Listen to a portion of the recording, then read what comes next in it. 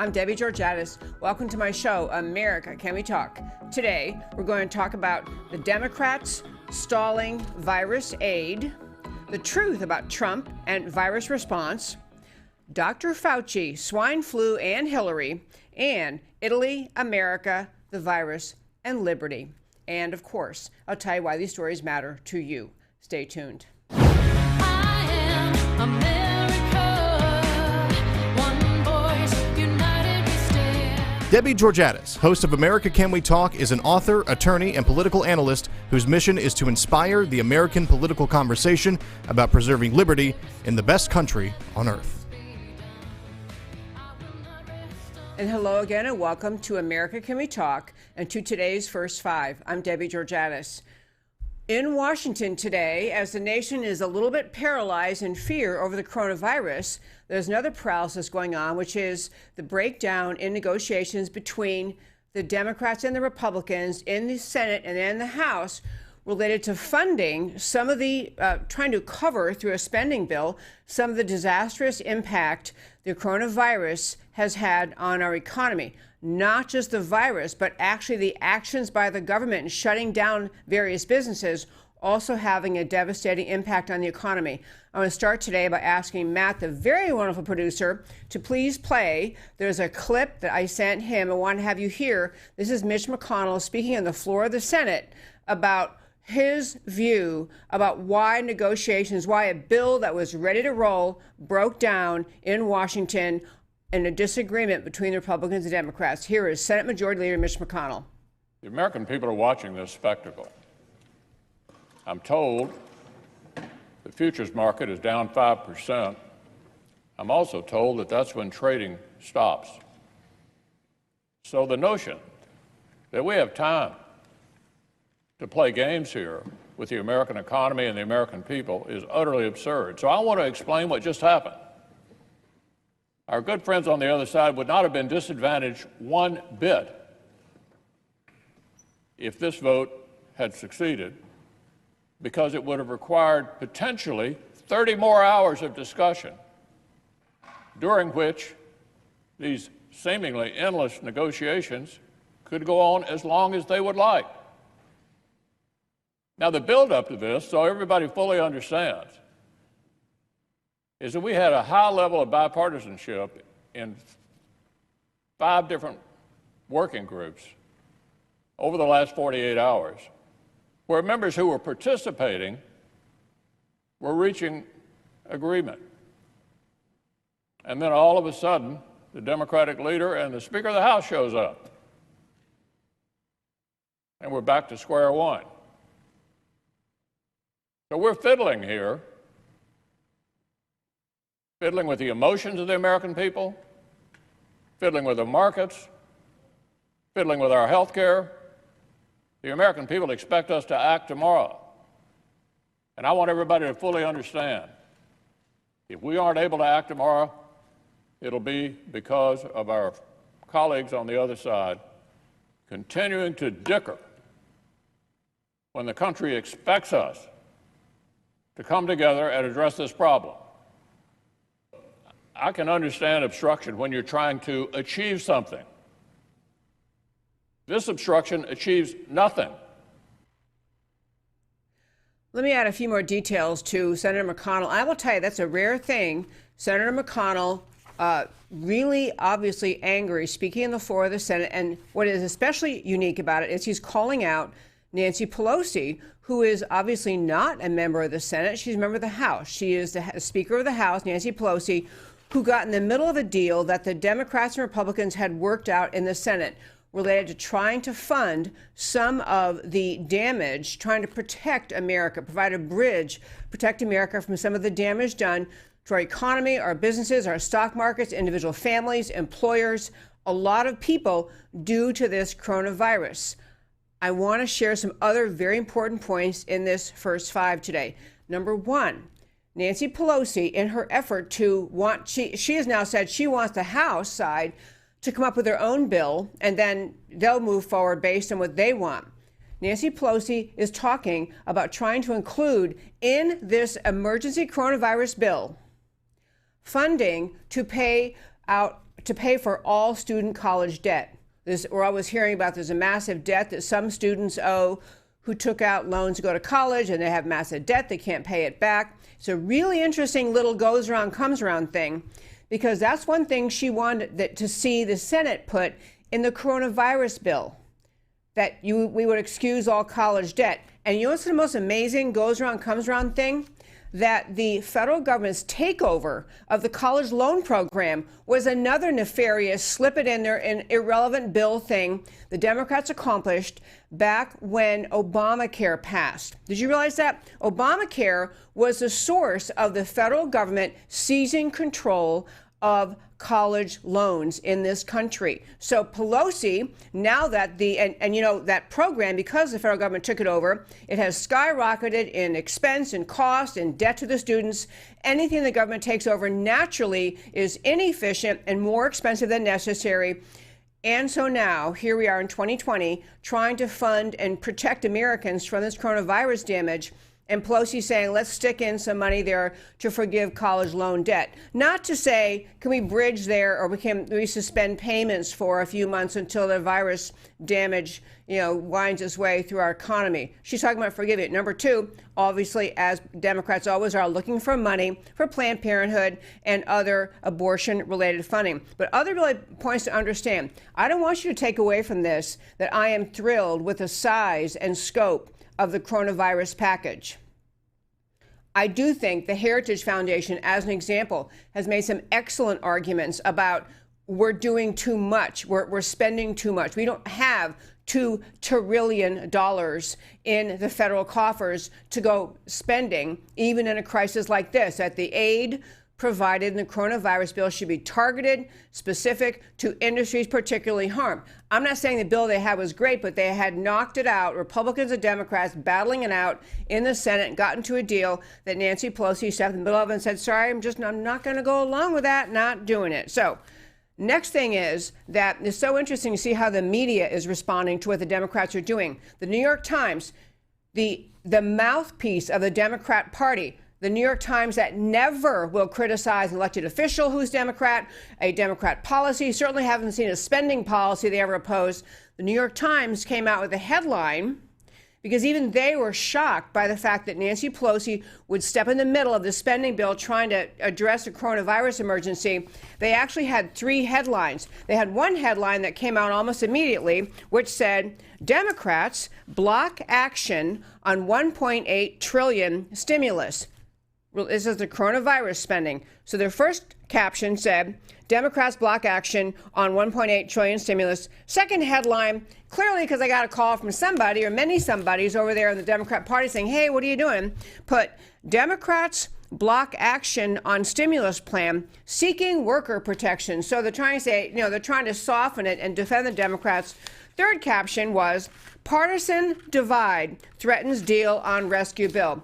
Look, my friends, there probably has to be a pretty big bill out of Congress right now to deal with the coronavirus, because the economy, as everyone can see, is in the tank. Businesses are closed in many parts of the country. You can't go to work. You can't earn your money. You can't. And where we are right now in Dallas, Texas, I'll just tell you, folks, here in Dallas last night, we had first of all, our governor, Abbott, on Sunday night said, earlier Sunday afternoon, yesterday, say, actually we're going to have to do some further steps. And he's trying to, public schools are shut down, restaurants, businesses are shut down. And then last night we had our own Dallas, the name of the gentleman, the person who runs the county, the highest elected position in the county judge, ordered Dallas County into a shelter-in-place status. So starting midnight tonight, we're in shelter-in-place, as other people are around this country. Many people are, which means basically you have to stay home unless you have to do something essential, like go for medical care or go to purchase food. So we have a massive impact on our economy. Republicans and Democrats cannot get their act together. But I do want to say, when you read some of the things that Nancy Pelosi wants to stick in this bill, she is, as Democrats will always do, if there's an opportunity, if there's a crisis, she's taking advantage of it. She's trying to find some way to push Democrat policies that have nothing to do with helping America survive the coronavirus, everything to do with the left-wing agenda she has always had. Also want to make clear, if you didn't know this, in fact, all the stories I'm mentioning throughout my show, every show, you can go to my website, americacanwetalk.org. americacanwetalk.org. On the homepage, under shows, drop down list of links and read the links to all the stories I'm talking about. Another story I'd meant to mention, I didn't even get to it last week, was that George Soros, the most vile, anti-American, hateful, hates freedom, hates religion, hates America, hates the whole concept of nations and countries. George Soros has already announced his group is going to spend millions of dollars attacking Donald Trump just on the coronavirus issue. And again, folks, coronavirus didn't get started here, it got started in China. Trump is doing everything he can. We're going to hit in the next segment many things that Donald Trump really is doing. But I want to close out the first five by saying we're going to be watching this spending bill in Washington because, it's an enormous, unanticipated, debt increasing, spending money we don't have bill. And even in this time of crisis, on the one hand, we may feel like we've got to do something to protect workers, individuals, families, businesses who are literally being, either their business has been destroyed because of the coronavirus, so they can't go to work, they can't open their factory, or their other kind of business, and all sorts of people in the service industry, people who are, who wait tables, who own restaurants, whose very livelihood depends on the business being open, who live paycheck to paycheck. These people are not working these days throughout our country. So we probably do need to be doing something, but there's a big danger here about this massive spending bill coming out of Washington, unsettled yet what the terms are. And there really is, as always, I expressed concern many, many times on this show about the idea, just because we have a big problem, just because, Congress is trying to do something about it, does not mean we always have to go along with every new massive spending idea. We have to watch the kind of money the lobbyists are pushing for. There are lobbyists in Washington. For example, just a few of the examples, Boeing, massive, obviously American company, is asking for a $60 billion, B as in boy, billion bailout. It is not as though all these companies were floating along beautifully and everything was fine, and all of a sudden the coronavirus destroyed their business. These people have past decisions that have shaped where they stand as a company, how stable they are, how their finances are, what risks they have. So you have big companies like Boeing with big, massive, powerful lobbyists in Washington pushing for money toward them.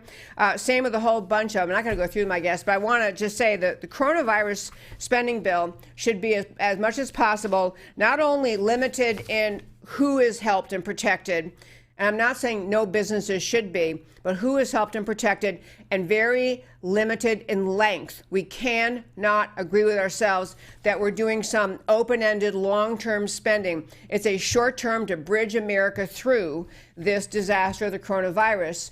And that, my friends, is today's first five. I want to turn and talk to you about this truth about President Trump and the coronavirus. But I want to start with an observation.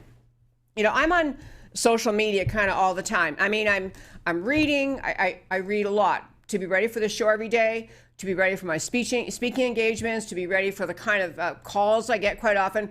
I try to stay very, very informed. I think it's like my job. It is my job. And so I read a lot in social media. And one pattern I want to mention before I dive into really talking about how Trump is handling the virus is to say that the same people on social media, the same people, the same national players, the same, kind of more Texas-based, the same people in my social circles, the ones who always hated Trump, the ones who called him out and denounced him over whether or not he releases his income tax information, whether the whole Trump-Russia collusion farce, the whole impeachment disaster of an absurd allegation about the Ukraine, which Trump did nothing wrong, and everyone in the country could see it who was paying attention.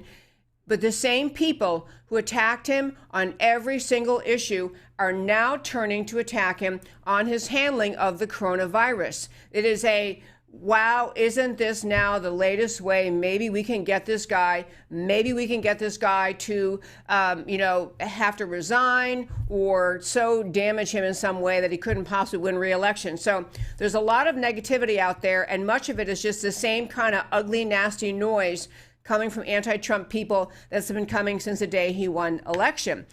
An election for which many, many Americans are grateful. But I want to start with, there's a very lengthy timeline that was created by the people at the Center for Security Policy. I believe I have it linked to in my website, but you could go to the website yourself. Center for Security Policy, I think is .com, .org, centerforsecuritypolicy.org, or you can get there by going to securefreedom.org or .com.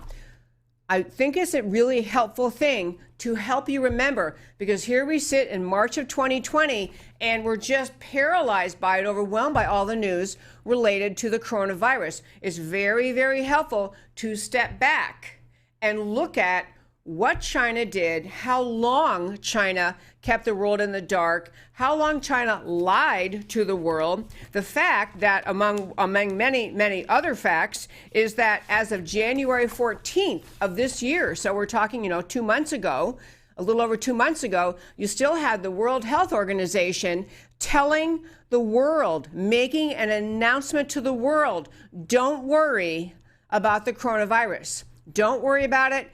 China says it's not contagious. This is actually the words out of the World Health Organization message to the world. And I'm raising that because right now, the people who just never liked Donald Trump, never want him to win, don't like his agenda, don't like his America First agenda, don't like his Make America Great Again mindset, are trying to plant the seed in the minds of Americans that, this has just been, he's known about it for months. President Trump he blew it. He didn't do this soon enough. He should have done this soon enough. He didn't do this when he should have.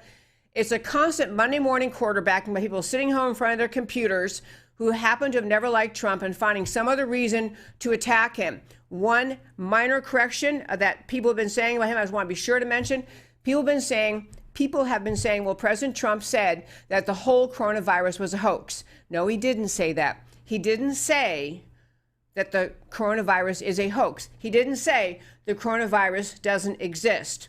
He was referring to the way the media has tried to turn the entire coronavirus, horrific problem we have in America, around the world, this pandemic, into an attack on him. What's a hoax about what the left is doing is trying to turn the coronavirus problem into a justification to attack Donald Trump. He used the word hoax in that context, but I want to go through a bunch of things about how he really did react. So World Health Organization reassuring us, middle of January, don't worry, China says it's not even contagious. Okay, so China, the lead player in the lying to the world over and over and over. As the end of January, President Trump decided to shut off travel between China and America. His travel thing, many leftists, including Biden, who would be president, has been called it at that time, this is racist, this is xenophobic, this is attacks on him. Then they had to quick backpedal and say, never mind about that, and try to take their tweets down. But he was attacked for early on responding to it. There were many, many steps along the way where China could have been more forthcoming, could have been more honest, could have told the world, we're kind of having a problem with this. It's not clearing up like we thought it would. But they didn't do that. They both arrested doctors who were trying to report the problem. They made doctors who were reporting the problem sign statements saying that they had been wrong. That the doctors are forced to retract their own statements about the coronavirus. But the Trump administration has been rolling along, dealing with the virus. And what you're seeing now is a lot of people saying, well, if only the Trump administration had, 2 weeks earlier, ordered more masks, ordered more ventilators, done this, done that, everything would be different. And there's a mindset there that is just, it's troublesome, but it's really good to recognize in the way people who, they aren't just anti-Trump, they're also usually just leftists, and therefore they're leftists who are very anti-religion, anti-God, anti-faith. They don't like the people's faith in God. And when you get to be a leftist to that degree, you end up wanting the government, or in this case, Donald Trump, to be God, fix it all. I mean, I know that might sound absurd to say, but I want you to really think about that. People get frightened, and and yes, everyone's concerned about the coronavirus. Everyone wants it to be figured out. Everyone wants the situation resolved. Everybody wants the coronavirus to be, to move on, to be gone. But the idea that somehow all of the world is going to, or all of America is going to blame Donald Trump for every misstep, every death, every, as you sit here today looking back, well, if you'd only done this on this date, not that date, what those people are really saying is they think somehow the government is God and can magically fix everything. So if they aren't fixing everything, it must be the government's fault. But I'm going to hit some more specifics. One big thing that's become a conversation point, and I think it's really important to understand, President Trump has been pushed in news conferences by, the media, essentially saying, why don't you more forcefully use the DPA, the Defense Production Act? And to be very clear, the Defense Production Act is a federal law that permits the president to order industries to produce certain things. To say, I know that yesterday you used to make sewing machines or hair dryers, but today you're going to have to make ventilators. So this Defense Production Act required the president to, through executive order, to say, okay, I am engaging the Defense Production Act. He has done that much. President Trump has said, okay, I'm going to activate this Defense Production Act with the notion that I may use it to get around to certain orders to certain industries to say, I need you to move along. I need you to stop making, widgets over here and instead make masks. So I want to first ask Matt the Wonderful to play a clip from a press conference last night. This is President Trump last night in his press conference related to coronavirus.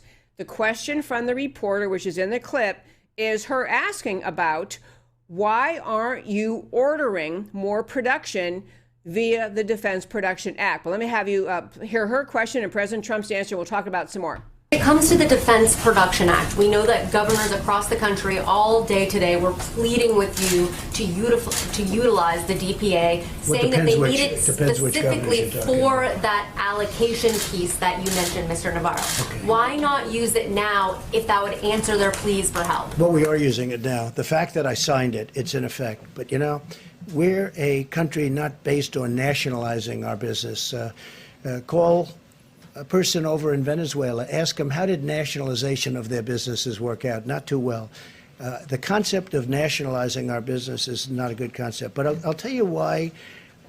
As Peter said, we may have to use it someplace along the chain, but we're getting calls. Here's the beauty of it. If we go out and we want, let's say, masks, we don't know who to call on masks, but Hanes, who makes things of cotton, various elements, lots of things, it's a great company, they called us and they said, we're going to make millions of masks. We got a call today from 3M. There's a big article today, the head of 3M. They're going to make tremendous products, and they're more or less in that business. And if they're not, like, for instance, General Motors spoke to us, Ford spoke to us about doing ventilators. The beauty is they're calling us. If you go the national route, nationalization route, we're going to tell a company to make a ventilator. They don't even know what a ventilator is. In the case of one company, they used to make them years ago, and they know how to make them. It's a very complex piece of equipment, frankly. So what we're doing is, I think Peter said it maybe better than anybody's going to say it. We have the threat of doing it if we need it. We may have to use it somewhere along the supply chain in a minor way. But we have millions of masks being done. We have respirators. We have ventilators. We have a lot of things happening right now. So just the threat of using it. But using it's actually a big deal. I mean, when this was announced, it sent tremors through our business community and through our country. I wanted to play that for you because this is an example of something which I've been talking a lot about, how the president is surrounded by advisors, surrounded by people who everybody cares, everybody wants to see the coronavirus go away, everyone wants the best actions to be taken. But that little clip right there says a lot about President Trump. Number one, and a lot about America, and we're talking about how America is reacting to the coronavirus too.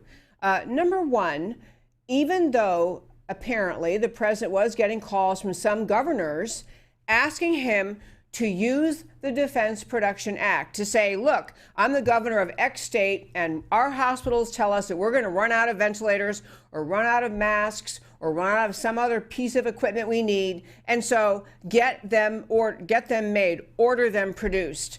And these governors, I'm not faulting any of them, but I'm getting at the idea that President Trump recognized the danger, the beginning of steps toward what could be a problematic nationalization of American industries by saying, I'm not going to nationalize yet. I'm not going to push this yet. I'm not going to force them. And at the same time, he's talking about the idea that we don't do that in this country, and many businesses are stepping up without having to be asked. And this is one of the things I want to say about America and the goodness of America and the American businesses and the American people. As you heard President Trump say, businesses, corporations are calling the White House, hey, we could make masks. We are capable of this. We can turn them out in whatever numbers they have. The American business spirit, should be so obvious that shouldn't even be surprising, but American businesses actually want America to get through this coronavirus, to have our economy turn back to normal, to have our country safe again. Of course, business owners are calling the White House and saying, hey, we can make masks, we can make ventilators, we're on it, we've gotten started, we're going to step up. This is happening all over the country, and it is a better answer, even in a crisis like this, than the president grasping or grabbing the power he has and ordering companies to produce things. We've only been in the midst of this virus for however long it's been. I think the first case in America was January 15th, something like that. And so we are realizing we've got to step up. We've got companies who can't wait to step up. And I like the idea and the bravery of President Trump to say, we're not going to go. We have to be serious and we have to be on board. We have to solve this. We have to produce what's needed. But we don't have to use coercion. We don't have to go the nationalization route, at least yet. Now, I will say, then this was something that George W. Bush did use the Defense Production Act.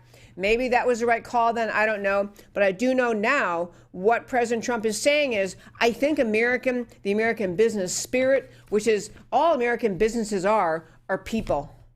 The businesses have no entity to them except the people who run them, who are Americans, who want America to emerge from this quickly. So the Trump administration is now working with Ford, General Motors, and Tesla, 3 gigantic companies. All of them gave them the go-ahead to mass produce coronavirus ventilators.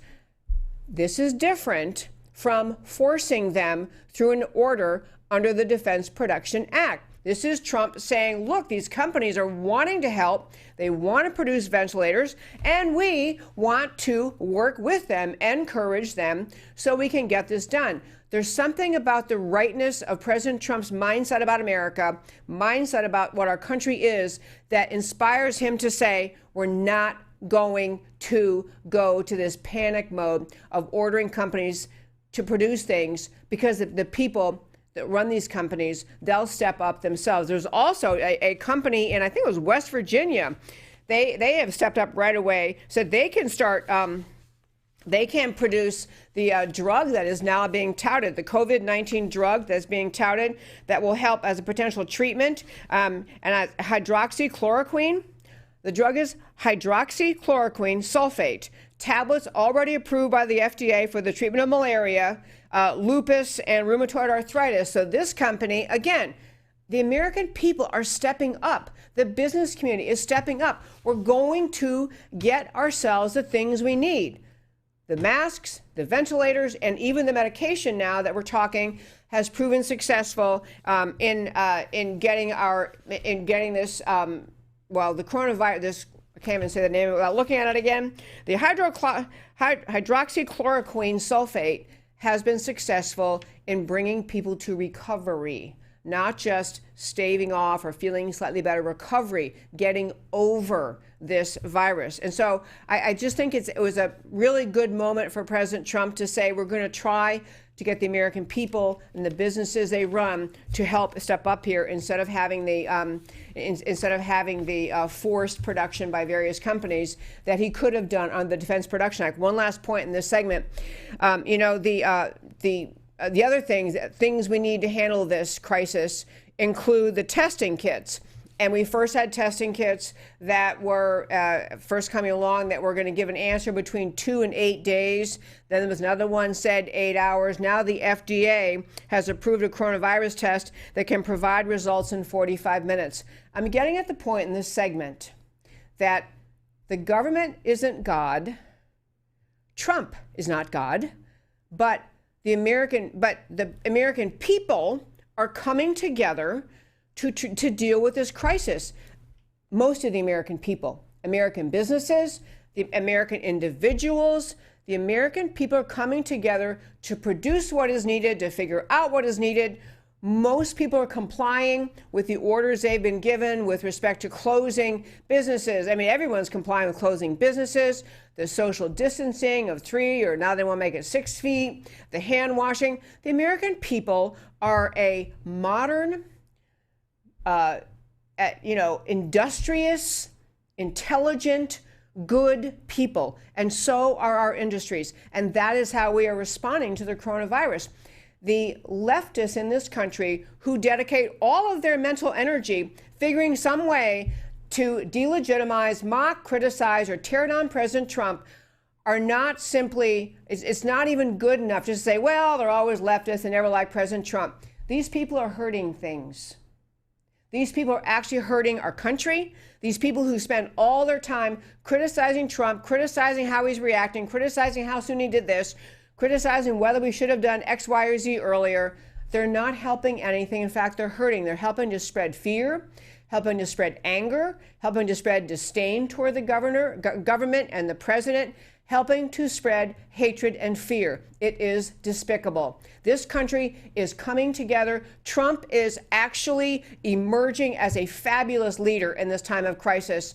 And all you get from the left is one more mockery, one more argument, one more insidious, obnoxious, ignorant criticism of him.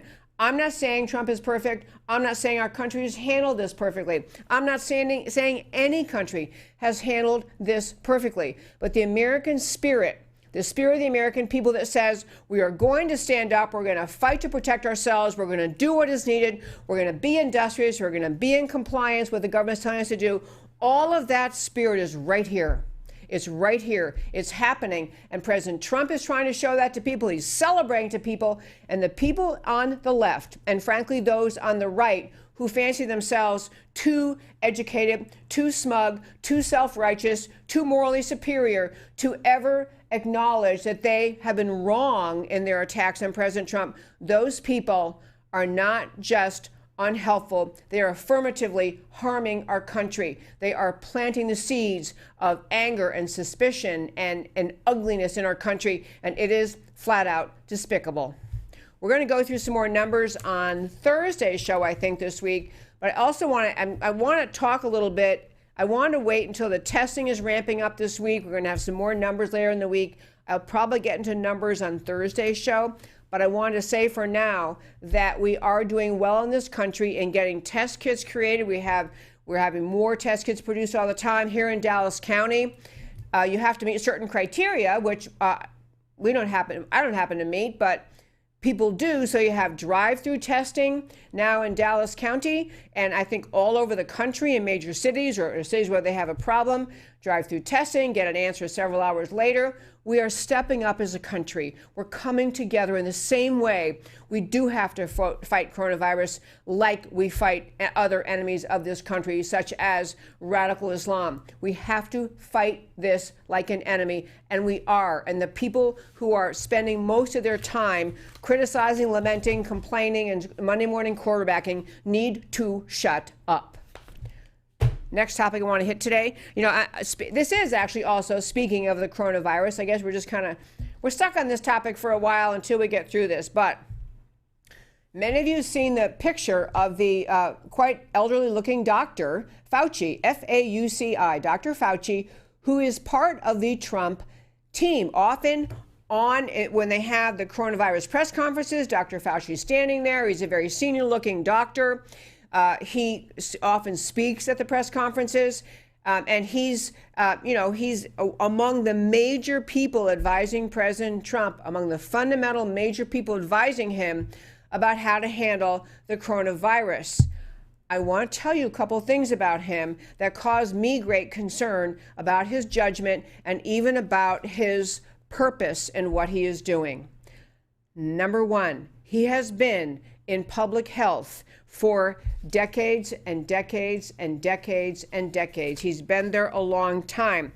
Doesn't make him a bad actor that he's been there a long time, but it does make some of the things he is doing now a little suspicious, given what he did when he was in one, I don't even know which position he was in at that time, but he's been in public health on the national level, very prominent forever.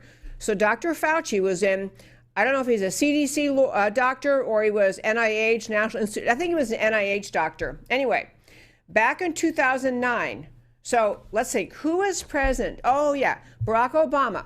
Barack Obama, at the time of his presidency, swine flu, massive problem in America, massive problem, big numbers of people dying of swine flu in America.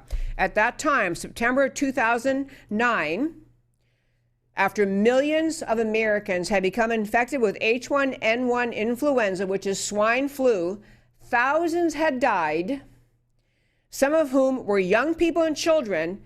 You can see this clip. A very relaxed and unalarmed Dr. Anthony Fauci told an interviewer, people just need to use good judgment. Parents shouldn't send their kids to school if they're sick.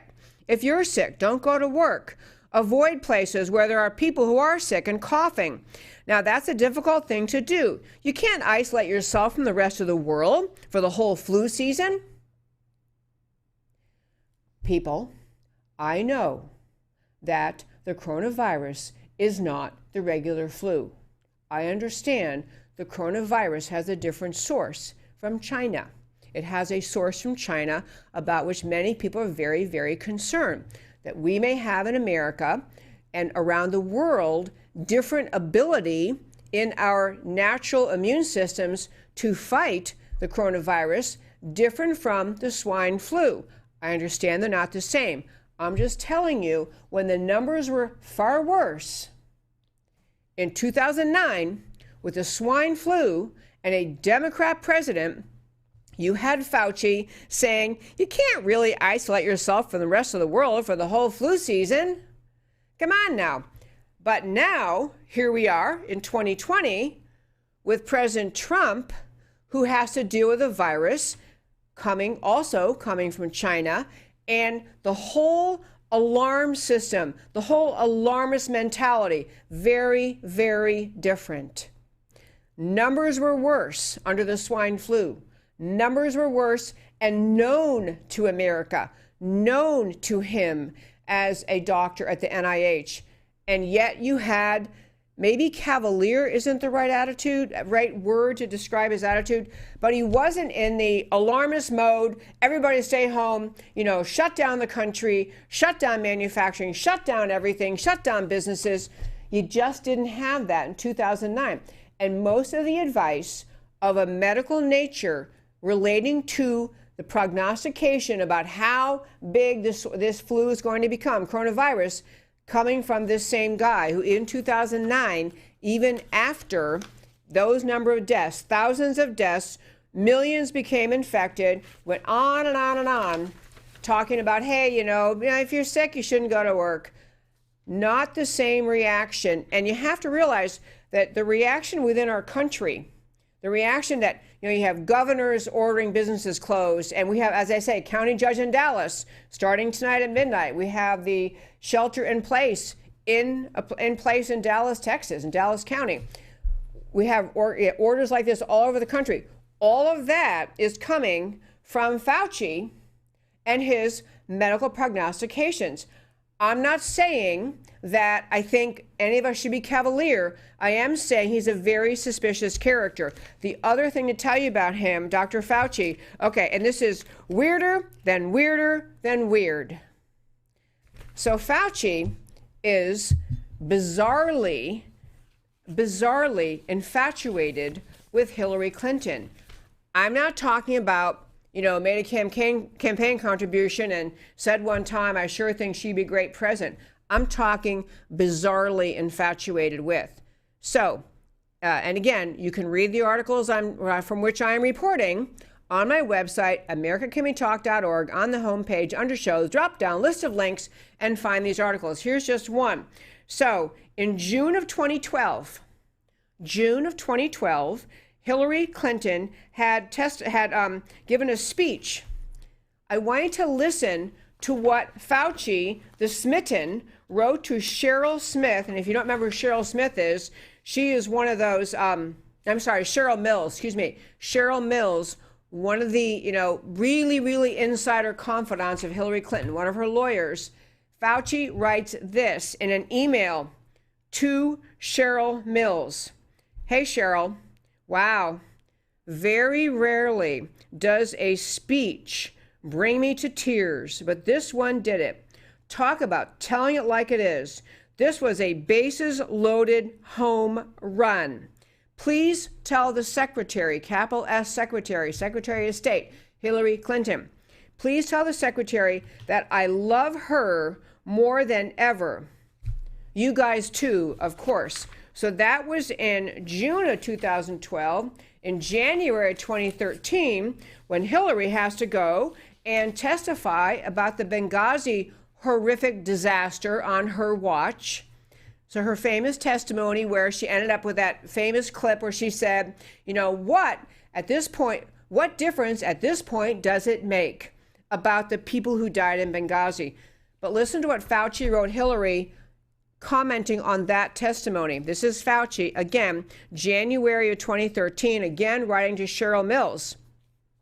Cheryl, anyone who had any doubts about the Secretary's stamina, Secretary of State Hillary Clinton, Secretary's stamina and capability following her illness had those doubts washed away by today's performance before the Senate and the House. She faced extremely difficult circumstances at the hearings, and still she hit it right out of the park. Please tell her that we all love her and are very proud to know her. Okay, I'm going to ask you, ladies, any of you write emails like that, like to guys, or if your husband, would you like very much if he were writing emails about someone's speech saying, tell her I love her? The guy is a weirdo. And there's a lot more to tell you about the distinctions. I am going to get into numbers, I think, on Thursday, but the distinctions and the reactions to this flu, coronavirus flu, versus the swine flu, for which we are pretty much shutting down the country. But I think it's really, really important to understand that everything we're doing is driven off of data, driven off of prognostications, driven off of, just like they have graphs and charts, and then even for climate change, they look at the data. No wonder, yes, of course, we have to shut down everything in America. Look at the data. The data is clear and absolute. So therefore, we have to, and the data is not just existing data with cases and tests done. It is predictions based on data. It's predictions based on data in the coronavirus world that's making everybody say, oh my gosh, the country's going to have to shut down. And that's coming from a guy who told Hillary twice in emails he loves her and has had nothing like this level of hysterical reaction when the swine flu was killing thousands more in America than the coronavirus has to date. Okay, I want to just show you one last thing in my last little segment today, Italy, America, virus, and liberty. I want to start with just a little chart I sent to Matt the Wonderful.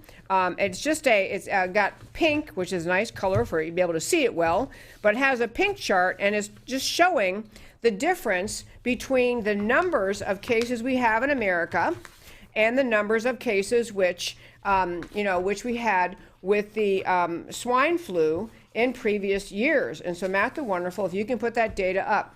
Okay, so you see the big, tall, pink line. There's big, tall, pink line. Big, tall, pink line on the left is the average number of people who die of the flu every year. Average number, and this is obviously less, a little under, so it's more than 400,000, a little under 500,000 average global flu deaths. And so that's fatalities in 2017, 2018. The U.S. flu and deaths. So the next smaller little pink thing is the U.S. flu in 2017 to 2018 deaths under 125,000. In fact, is well under the halfway mark. So that big pink is number of people die of flu every year. 27 to 2018. Average number of flu deaths under 500,000, but getting close. In America, well under 125,000, 2017, 2018. Okay, the next little thing over where you can see there's nothing, there's actually a tiny little pink thing. That is the number of U.S. deaths from the COVID virus, 2019, 2020. There's nothing there.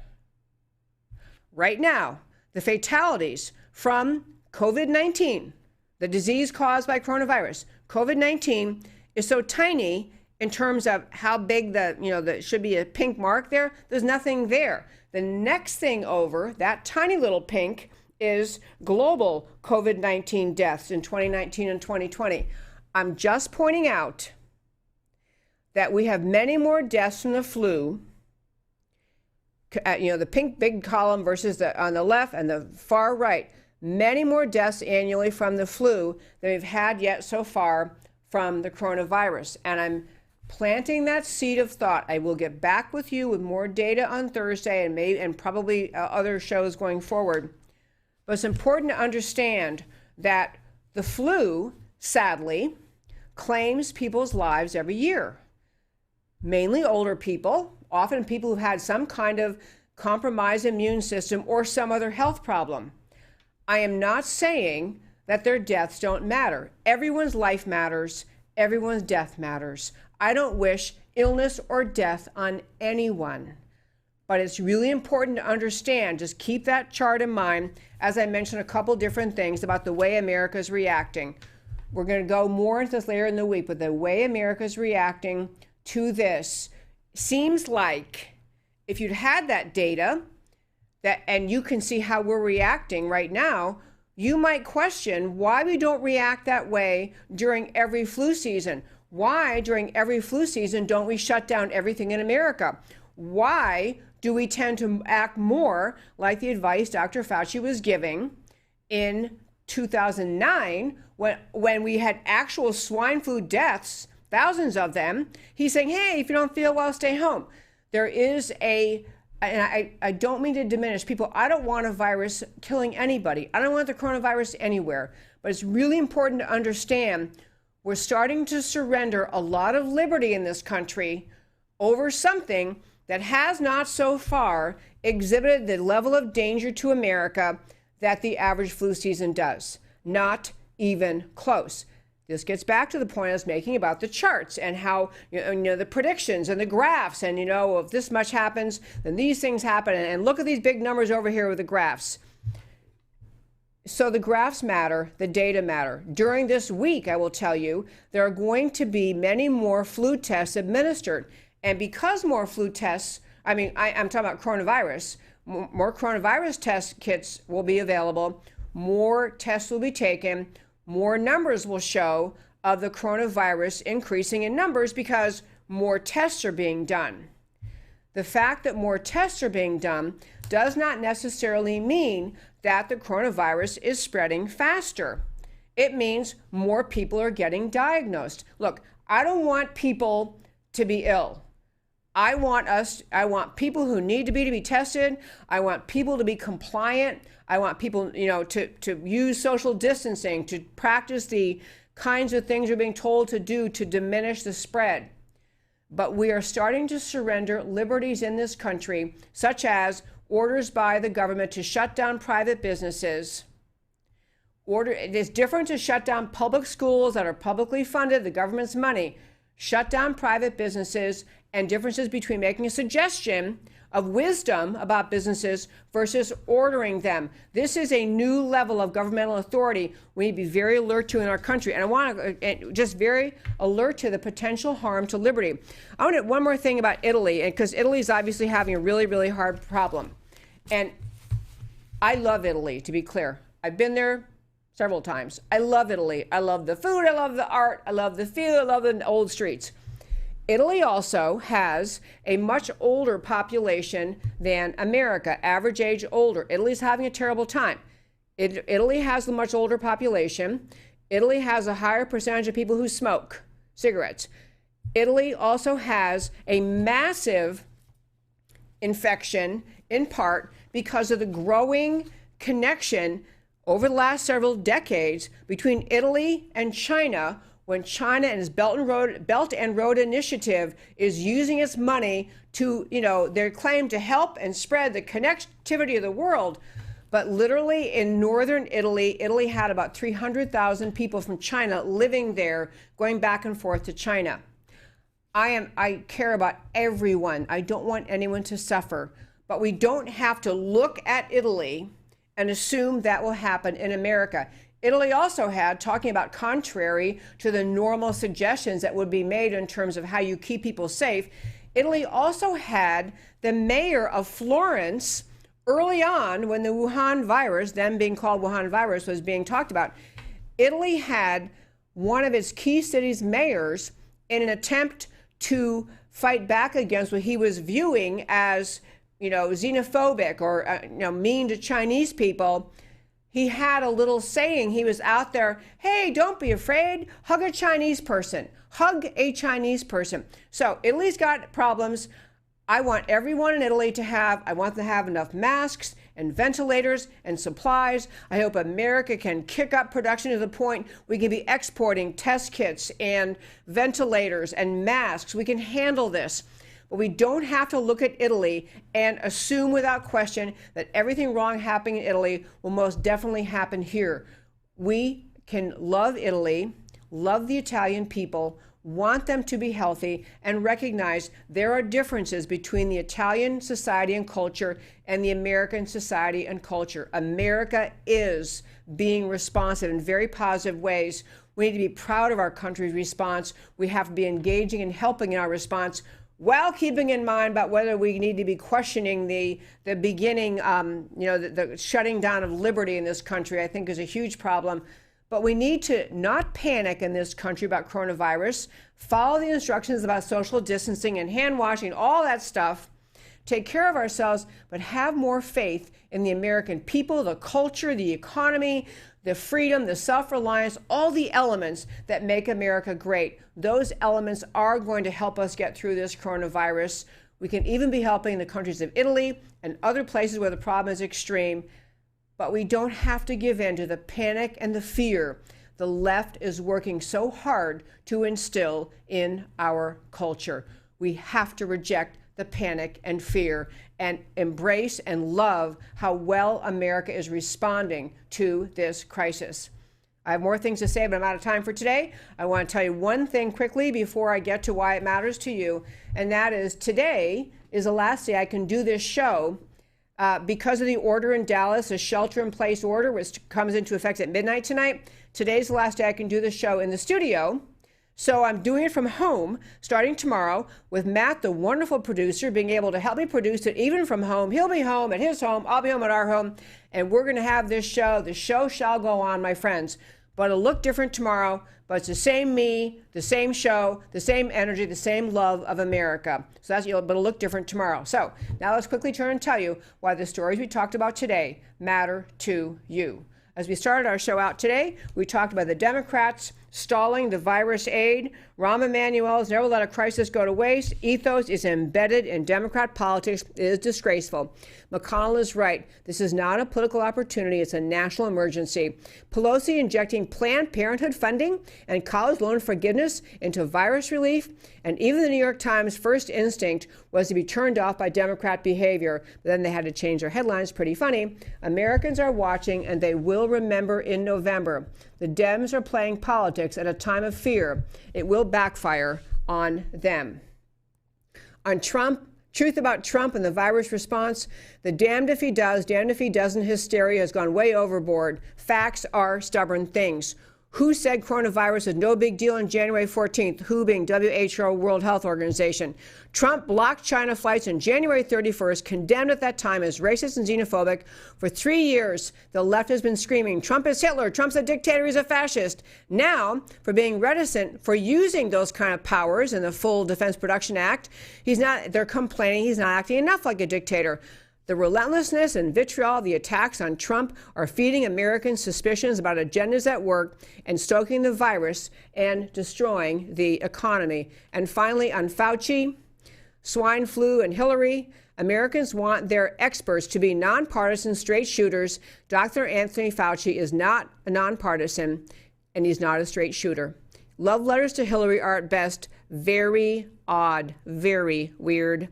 Comments and handling of swine flu during the Obama era, radically different than comments and handling of COVID-19 during the Trump administration. Fauci may be an expert in some aspects of COVID-19, and he has the right to write love letters to whomever he wants. But his behavior does not inspire confidence that he's a nonpartisan, agenda-free, public servant. Trump needs to find a stronger public health spokesman soon. And on Italy, America, virus and liberty, Americans love to vacation in Italy. But note, the Italian population is older than Americans, more vulnerable. Italian smoking rates are higher, more vulnerability. Italy embraced China's Belt and Road Initiative years ago. Now, 300,000 Chinese workers in northern Italy, textile industries, many from Wuhan, PC attitudes in Italy. Florence's mayor hugged a Chinese idiocy, promoted the virus spread. America's local government officials are driven by fear of legal liability, and they're erring on the side of shelter in place and other extreme orders. But the data to back them up is still weak compared even to other recent flu seasons. Expect the American love of freedom to rise up and resist the shutdowns in this country. And that, my friends, is America Can We Talk for today. Thank you so much for tuning in every Monday through Thursday, 3 p.m. Central Time, to America Can We Talk, where I always talk truth about America because America matters. I'll talk to you next time. Like a crashing wave. Can you hear us now? America Can We Talk? Truth about America. Can you